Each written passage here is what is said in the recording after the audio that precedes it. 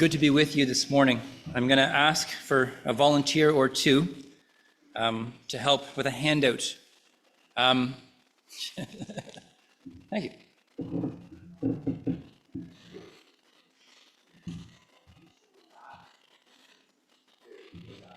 That's right. In my most recent role with the school board, we would do presentations for teachers, and we would have lots of things that we wanted to do with them. But what we said as a team, as we were presenting, was we weren't going to say very much at all before we would always want to pause. And the phrase we used in our own work was to let those we were speaking with interact with what it was that we were saying. We didn't sing, thankfully. But in good teaching, that was kind of a foregone conclusion, was if all you did was listen, you generally didn't go home with very much. If you paused frequently to really reflect and to, as we said, interact with what you're hearing, what you go away with, generally speaking, is much, much more. And so that's the page that you have in front of you is really just that. It's a chance for you to interact with some of the things that I would like to consider with us this morning. I've been studying the book of Exodus for a little while now. I'm going very, very slowly. I have a couple of people here from Elmwood, and they have heard me look at this passage already. Two things that I would say about the book of Exodus. One is the rate at which I'm going, I'm pretty sure the rapture will take place before I finish. But secondly, there's just so much. And this is a book that if you're like me, and maybe you're not, that's not a bad thing, as Thomas pointed out, but if you're like me, you may have grown up listening to these stories. And you may have a certain familiarity with them. And yet for me, even as I've dug into them a little bit more again, I've been struck by new lessons, fresh lessons. I've also been struck with lessons that I've heard many times and clearly haven't learned yet. And so maybe for you this morning, it's going to be things that you know and you need to be reminded. Maybe it's an angle that you've never thought about before.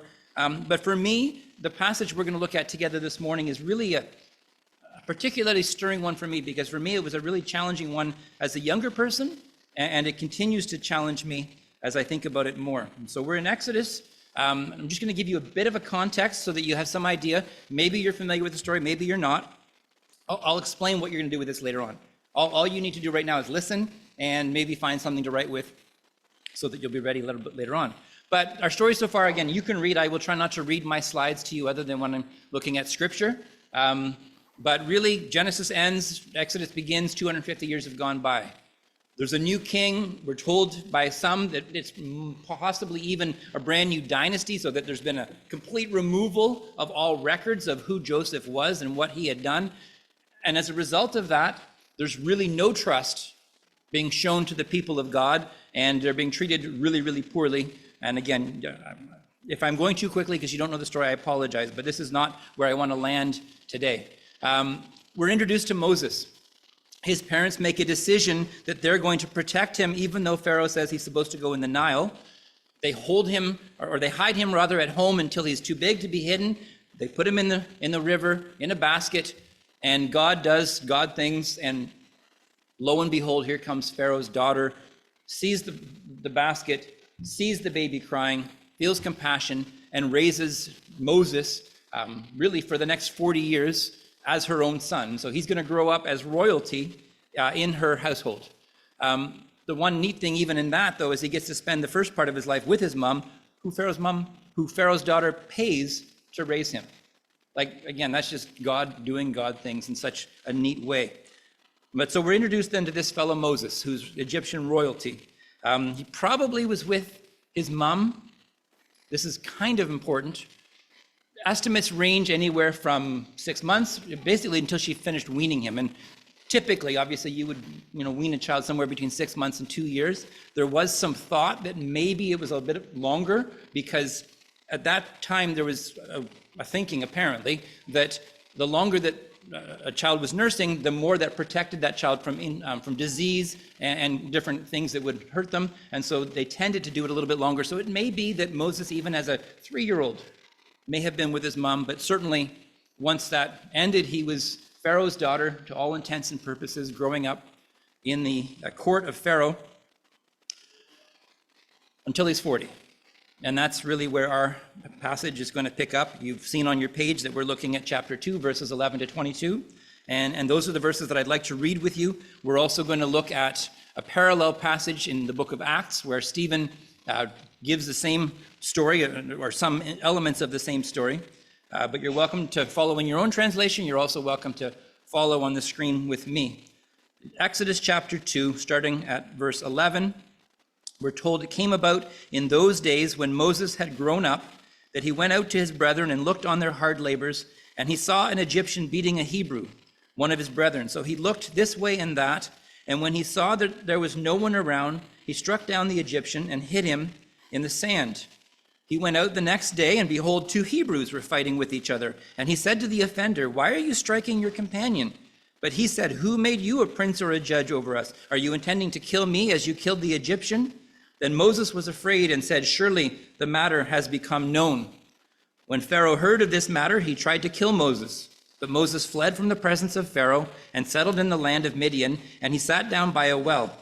Now the priest of Midian had 7 daughters, and they came to draw water and filled the troughs to water their father's flock. Then the shepherds came and drove them away. But Moses stood up and helped them and watered their flock. And when they came to Reuel, their father, who also is called Jethro in another passage, he said, "Why have you come back so soon today?" So they said, "An Egyptian delivered us from the hand of the shepherds, and what is more, he even drew the water for us and watered the flock." He said to his daughters, "Where is he then? Why is it that you've left the man behind? Invite him to have something to eat." Moses was willing to dwell with the man, and he gave his daughter Zipporah to Moses. Then she gave birth to a son, and she named him Gershom, for he said, "I have been a sojourner in a foreign land."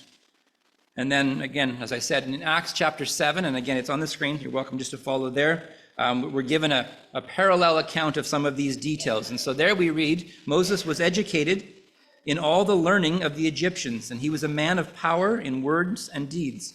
But when he was approaching the age of 40, it entered his mind to visit his brethren, the sons of Israel.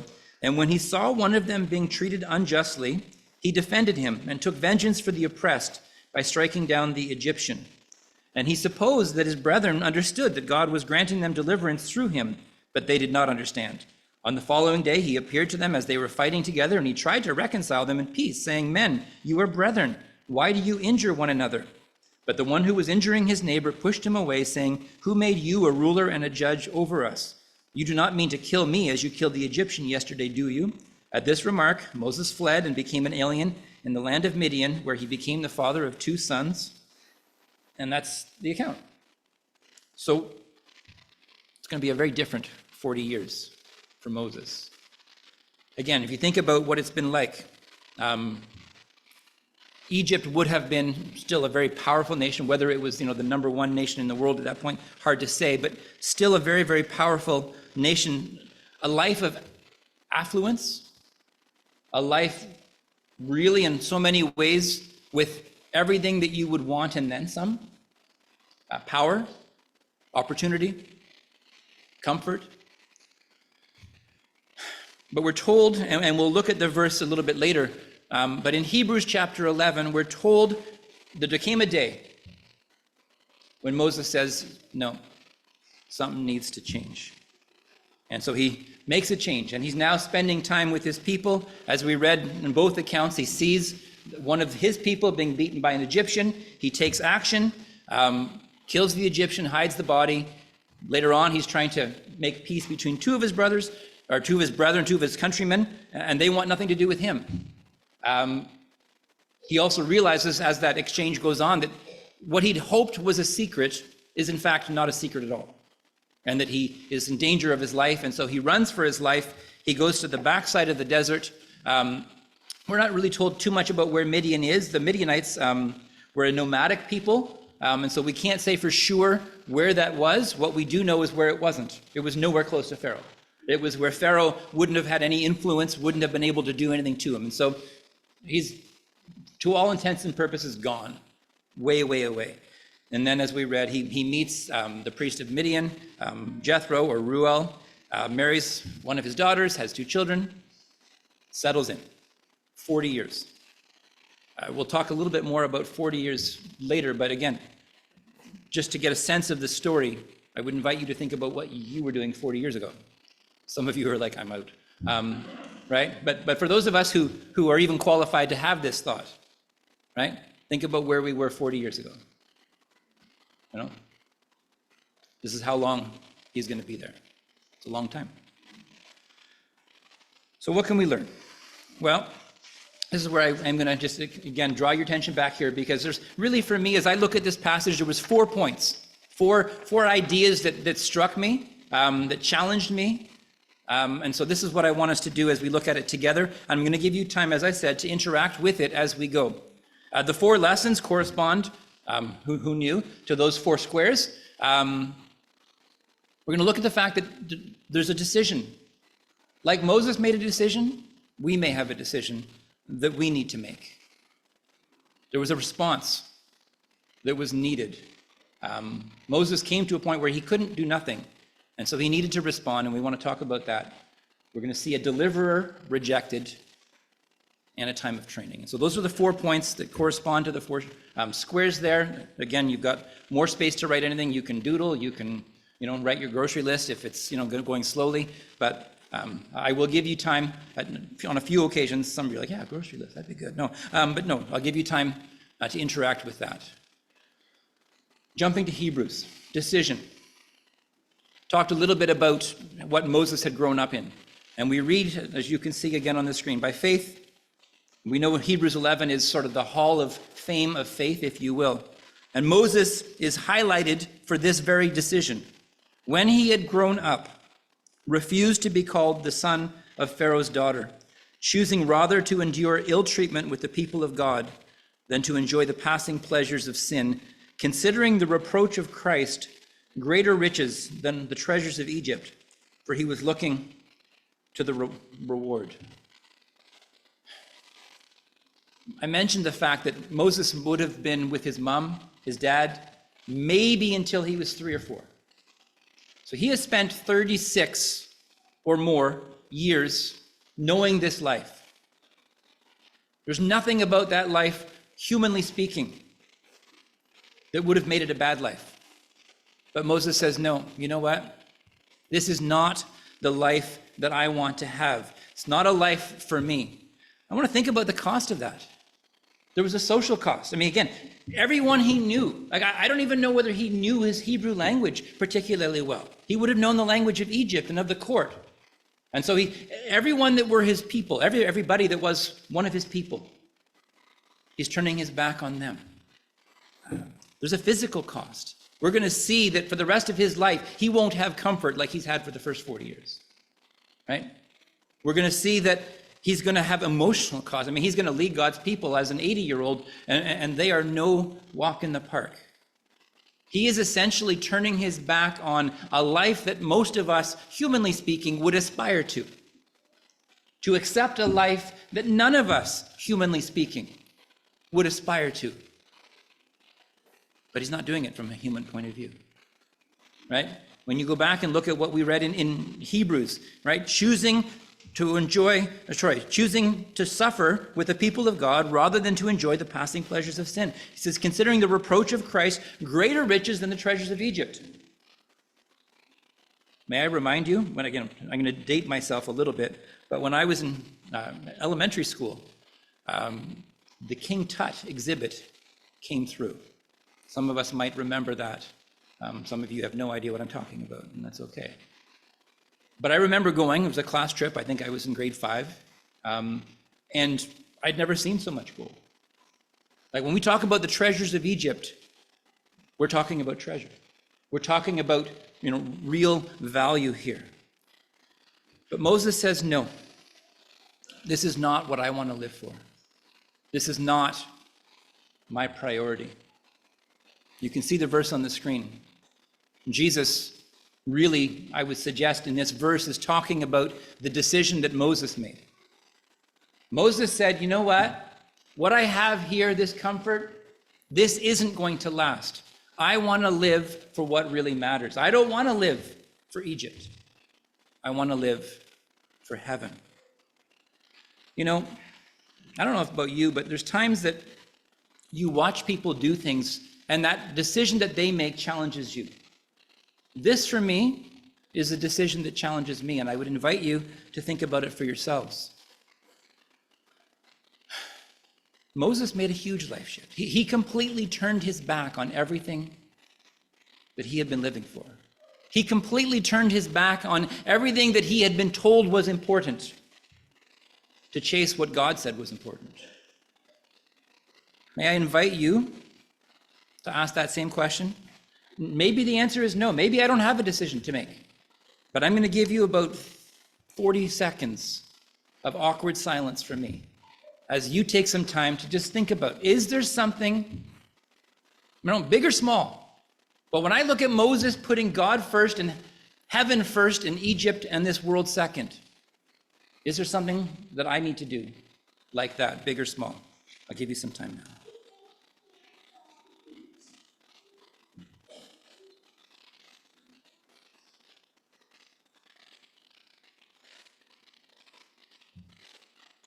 And you don't need to write it, but you're welcome to.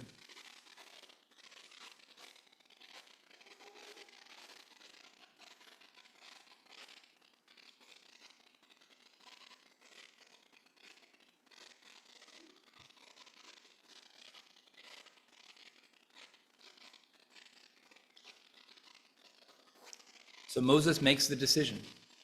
He's going to identify with the people of God. He's putting God first. And if we were writing this story from here, everything is going to be easy. Everything's going to be smooth. It's going to be, like the soundtrack is just going to get better and happier, and, the lighting will get brighter. Right? First thing he encounters is he's out there and he's trying to be with his people, and he sees something that shouldn't have been happening. He sees wrong taking place. And he knows he can't do nothing. He needs to respond. And you can see the verses on the screen. Right? They stir. They speak to me. Right? Especially the way it says that in Acts. He says he took vengeance for the oppressed. That's a good thing. It's not okay to be okay with oppression. It's not okay to be okay with someone being beaten when they don't deserve to be beaten. But here's the problem. His response didn't honor God. His response didn't reflect the character of the God that he was trying to serve. What he needed to do was something. What he chose to do was not what I would suggest honored God. Thought about why he did what he did. Why did he kill the Egyptian? Maybe he was just rage. Maybe he just went full rage monster, right? And just, lost it and just killed the Egyptian because he was just so upset. That could be. I wonder, and I'm not trying to now give you my alternate theory and trying to promote that this has to be the way it is, but as I've thought about it, I also wonder, and I'm not trying to bash Moses at all, but I wonder if killing him was easier. Because, hear me out with this. If he kills the Egyptian and hides his body in the sand, the only people who know what's happened are his people who he thinks are on his side. No Egyptian, in theory, would know what happened to their buddy and why he didn't come back from work that day. Right? He's covering his tracks. If, on the other hand, he takes a stand and stands up to the Egyptian and says, you need to stop doing that, now what happens? Now all of his people, the people that he's grown up with, now that's all going to get back to them. And maybe the cost of standing up the right way was going to be harder than the cost of killing him. I don't know. It makes sense to me in this way. Standing up for God the right way doesn't always mean that's the easier way to do it. That's certainly been my experience. Sometimes taking a stand for God the way God would want me to stand for him is more costly, is more challenging. But Moses, he killed the Egyptian. He thought it was going to be okay. And this is the point, right? If we're going to respond to wrong, our response to wrong has to be in a way that would reflect the character of the God who we represent. We can't, responding to wrong in and of itself isn't the answer. It's responding in a God-honoring way. Philippians chapter 2 encourages us this way.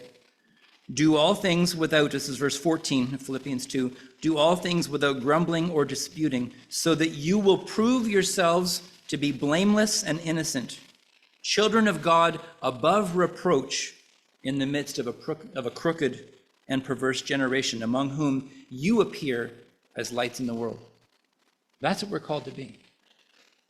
Children of God above reproach, even as we take a stand against what's wrong, even as we respond to what we need to respond to. There was no, if I can, it's the hardest thing to say, there was no response option, if you understand what I'm saying, right? You're there, it's happening, you're either dealing with it or you're not dealing with it, but in either case, you've responded.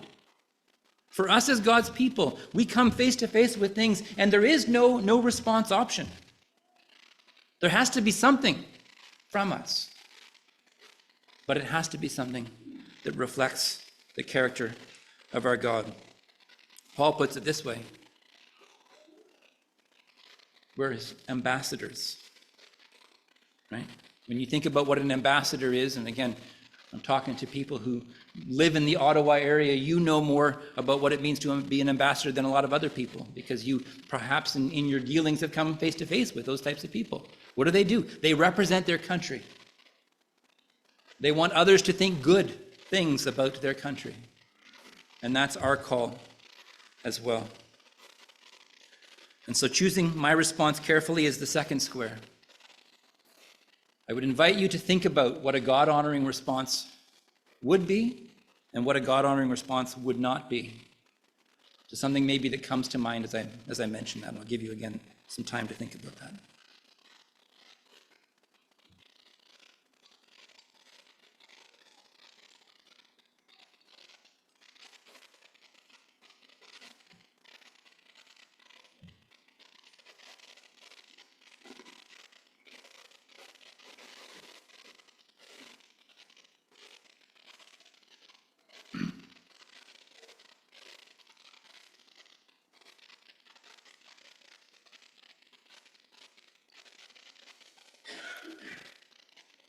May not be enough time, and I apologize, but the clock is fighting me right now a little bit. So now we come to, in my mind, one of the most perplexing parts of this story. I mean, there's a lot of things that don't make sense to me, and that's just me. But we get to this, right? This is the account in Acts. This is the two Israelites who are fighting with each other. Moses is just trying to make peace. And the one guy says to Moses, "Who do you think you are? Leave me alone. Go away," if I can put it this way. Go away. We don't need your help around here. I don't think that's a stretch. That's essentially the message that this man is giving Moses. Now, bear in mind, what Moses did was wrong in killing the Egyptian. But bear also in mind the fact that who are these people and what is their situation? Right? They are slaves. They have been slaves for how long? Well, Moses is 40, so they've been slaves for that long. But the reality is there have been this same problem for years and years before Moses was born. So the likelihood that the people who are fighting with each other have been slaves and have been in terrible slavery all of their lives. You would think, I would think, that if anybody wanted to help, I would be happy with anyone's help, right? If someone comes on and he maybe he's Egyptian royalty, and maybe we don't think too much about this Moses guy who's turned his back on us, and now here he comes around wearing all his fancy clothes, and now he's trying to tell us to get along with each other.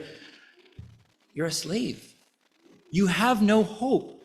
Nothing is changing. You're being forced to do all kinds of things that you shouldn't have to be forced to do. Like, your life is not a good life. Why are you pushing help away? But they do. And so what happens? Well, we're going to discover that Moses, as we said, Moses is going to spend the next 40 years on the back of the desert. So that means that pushing away that offer of help put those people back into slavery for 40 more years because they didn't want Moses' help. You know, that's why Stephen tells this story. He's using this point, or this story, to make a point that God's people sometimes push away God's help when God wants to help them. You know, sometimes we have this idea that we want help, but we want it on our terms. We're not going to take a lot of time with the story of Naaman this morning, but in 2 Kings chapter 5, we're introduced to a man who's very, very powerful. Right? He's got a high profile job. People think very highly of him. He's very successful, but he's a leper. And he needs to get cured. And so he goes to the man of God, and he has in his mind what the man of God is going to do, how it is that he's going to get healed. And when he finds out that God isn't going to heal him the way he wants to be healed, he's like, I'm out of here. I would rather go home a leper than get healed in a way that I don't think behooves my stature. Right? I think that's the story of Naaman. And again, I'm going through the details quickly. But he's like, no, I'm not interested in being healed the way you're offering to heal me. And we look at the story of Naaman and we say, how silly is that? But you know, Naaman's not the only person who sometimes doesn't want God's help unless it's the way we want to be helped. I've been guilty of it. Maybe you too. Can I just remind us this morning, God knows best. His plan of salvation says, I am the way, the truth, and the life. Right? No one. Right? You want to get to God, it's through Jesus. There is no other way. That may not make sense to you. Maybe you think you know better. Paul makes the point in Romans 11. His ways are past finding out. We can't understand.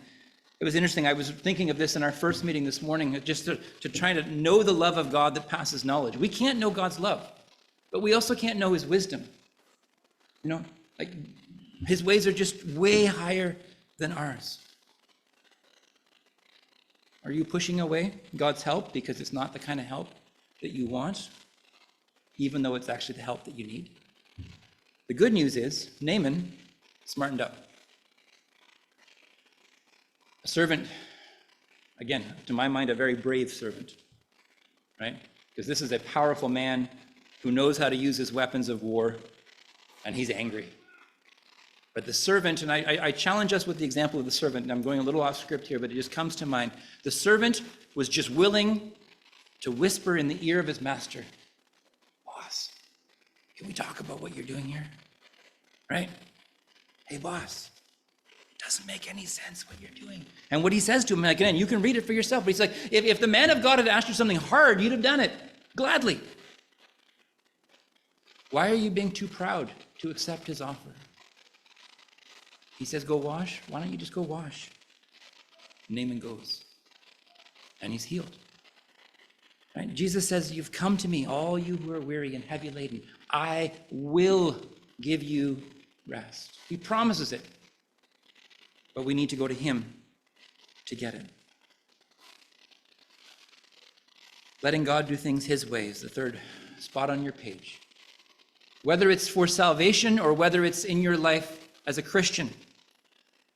Am I willing to let God help me? Am I willing to follow his leading? To trust him, even when it takes me in a direction that I maybe wouldn't have chosen? Just invite you to reflect on those questions for a little bit.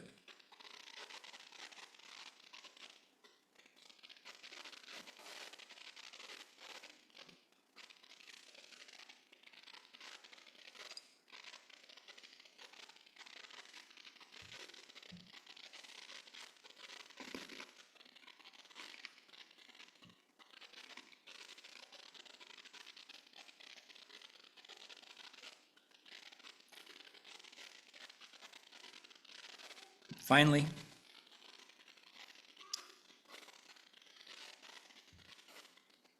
training time. And this goes along with the previous point of letting God do things God's way. But when Moses finds out that he's in trouble, that Pharaoh is going to kill him, he does what I think was reasonable and runs for his life.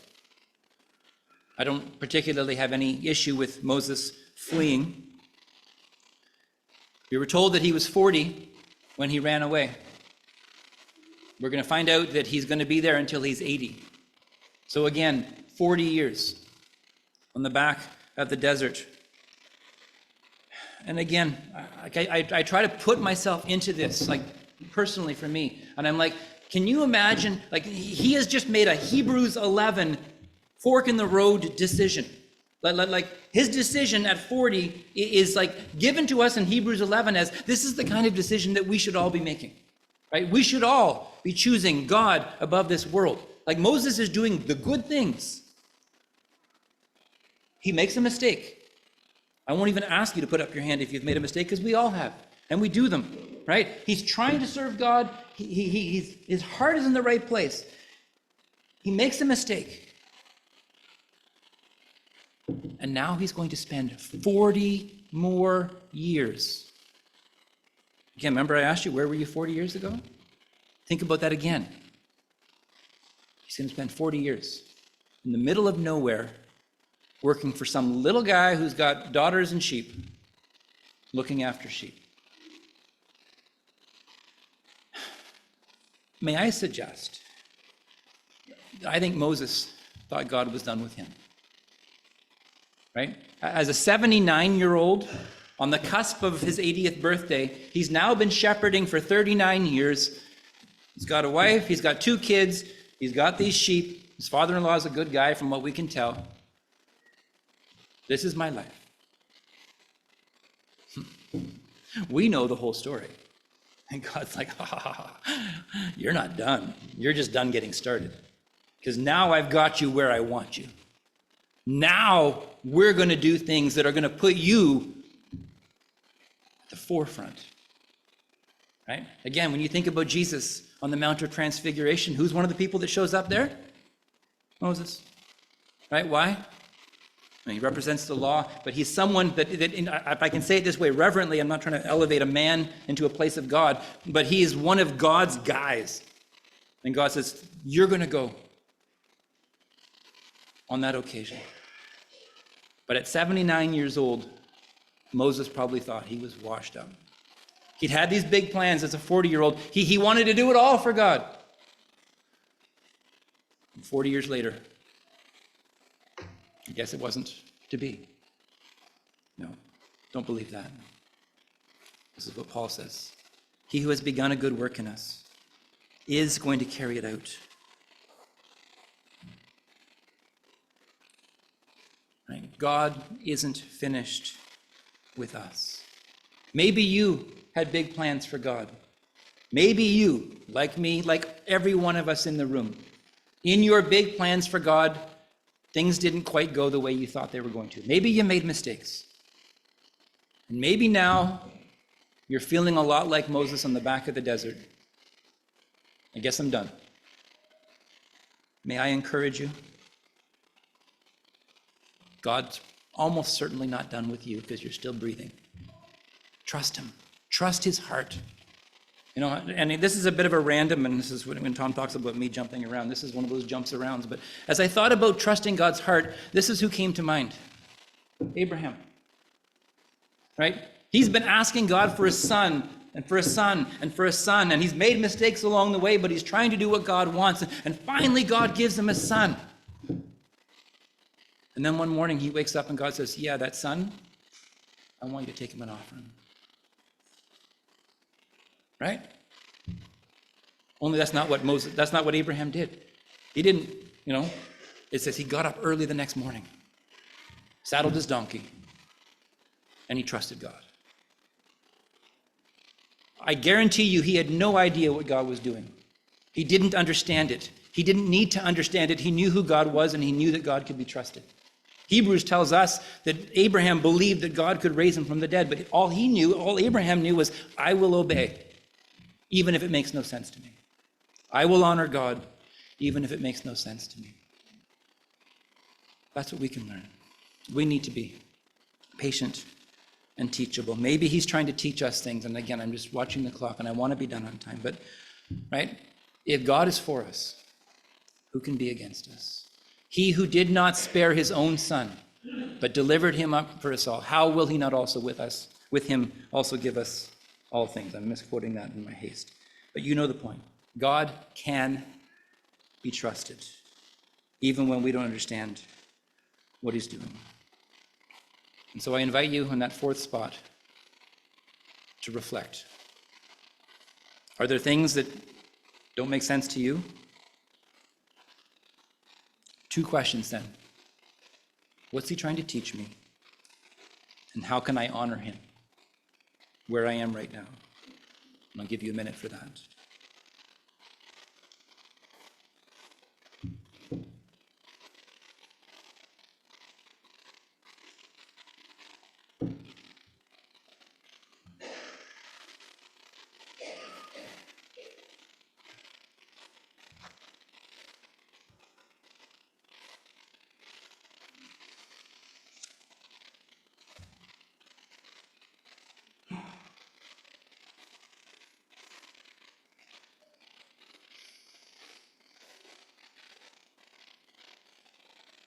As we wrap up,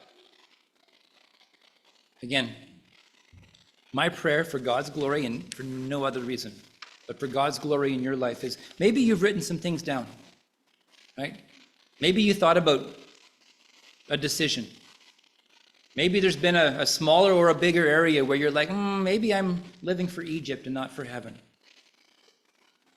Maybe you've thought about a situation where things aren't being done the way they should be, and you know you need to do something, but you're wanting to do it in a way that would honor God. Maybe you know what God's trying to do, but you're fighting him on it because it's not the way you want him to work. Maybe you're just confused. May I just invite you, for God's glory alone, just take whatever you've written. If you've written anything, maybe you've written nothing. That's totally fine. But whatever you've written here, is there one thing? Just take one thing and just circle it, underline it, say, you know what, this week with God's help, I want to prayerfully come back to this. Because I think this is what God would want me to come back to, so that he would get glory from my life. I'll give you just a second to look and glance and circle, and then we're going to pray.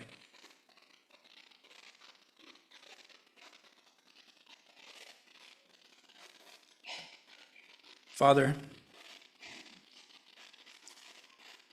all of us should aspire to make the decision that Moses made. It's so easy to live for this world. It's so easy to enjoy the comforts that this world provides. But Father, so many times those are passing pleasures of sin. And you're calling us to live a life of reproach. A life that honors you, that mirrors the life that our Savior lived. Father, help us to have the courage to make those choices. Help us to trust you with whatever happens. Again, Father, I don't know what's going through the hearts and the minds of each of us here this morning, but you do. And by your Spirit, you can speak to every single one of us individually with exactly what it is that you would want us to be mindful of. We would ask for that, for your glory. Stir our hearts in the way that you need them to be stirred, so that our lives, like Moses's, would finish by giving you your proper place, and would finish by really having a testimony that you can be trusted, and that living for you is never a bad decision. And so I just pray for this. Part us with your blessing. Be with my brothers and sisters who fellowship here. Bless them as a local testimony. Help them to continue to shine for you. We ask all these things in the name of our Savior, Lord Jesus Christ.